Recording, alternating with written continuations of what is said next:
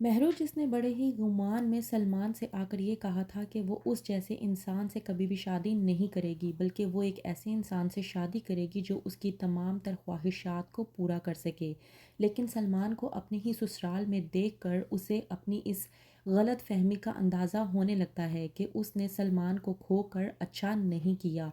مہرو، جس کا کہنا یہ ہے کہ اس نے دولت تو پا لی ہے لیکن اب وہ دولت کے ساتھ ساتھ سلمان کو بھی پانا چاہتی ہے۔ سلمان جب آتا ہے فرح سے ملاقات کے لیے تو مہرو سلمان کو دیکھ کر پہلے چونک جاتی ہے، پھر بعد میں فرح جب سلمان کا انٹروڈیوس کرواتی ہے اور کہتی ہے کہ یہ ہمارے پرانے اکاؤنٹنٹ کا بیٹا ہے اور بہت ہی ایماندار ہے، تبھی تو میں آفس کے کام کروانے کے ساتھ ساتھ اس سے گھر کے بھی کام کروا لیتی ہوں۔ فرح جو کہ سلمان کو کہتی ہے کہ تمہیں اس کا بھی بھروسہ جیتنا ہوگا۔ سلمان فرح کو یقین کرواتا ہے اور کہتا ہے کہ آپ کو فکر کرنے کی ضرورت نہیں ہے، میں اپنی ایمانداری سے ان کا بھی دل بہت جلدی جیت لوں گا اور انہیں اندازہ ہو جائے گا کہ میں کس قدر ایماندار ہوں۔ مہرو جو سلمان کو دیکھ کر پریشان ہوتی ہے اور وہاں سے چلی جاتی ہے۔ وہیں پر دوسری طرف ہادی جو کہ زارا کو اپنے ساتھ ریسٹورانٹ لے کر جاتا ہے کھانا کھلانے کے لیے تاکہ اسے دل کی بات بھی کر سکے، کہتا ہے ہادی زارا کو کہ امی چاہتی ہیں کہ میں تم سے شادی کر لوں۔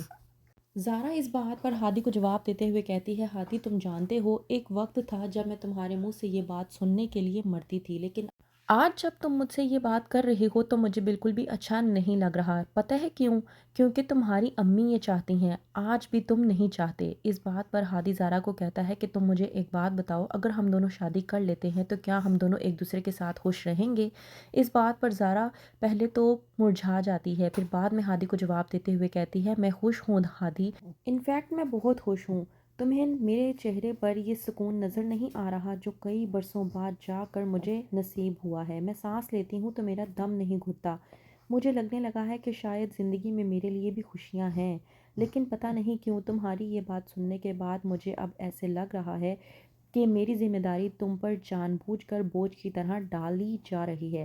میں نہیں سمجھ پا رہی کہ تم مجھ سے واقعی ہی میں شادی کرنا چاہتے ہو یا پھر امی جی کے کہنے پر شادی کرنے کے لیے تیار ہوئے ہو۔ وہیں پر دوسری طرف زین جو کہ اپنی والدہ فرح سے کہتا ہے کہ میں اس مہرو سے بہت زیادہ تنگ آ چکا ہوں، یہ جب دیکھو بس شاپنگ ہی کرتی رہتی ہے، اسے میرا کوئی خیال نہیں ہے، میں اسے جو بھی کہتا ہوں یہ اس کا الٹ ہی کرتی ہے۔ اس بات پر فرح کہتی ہے کہ تمہیں پریشان ہونے کی ضرورت نہیں ہے، میں مہرو سے خود بات کروں گی۔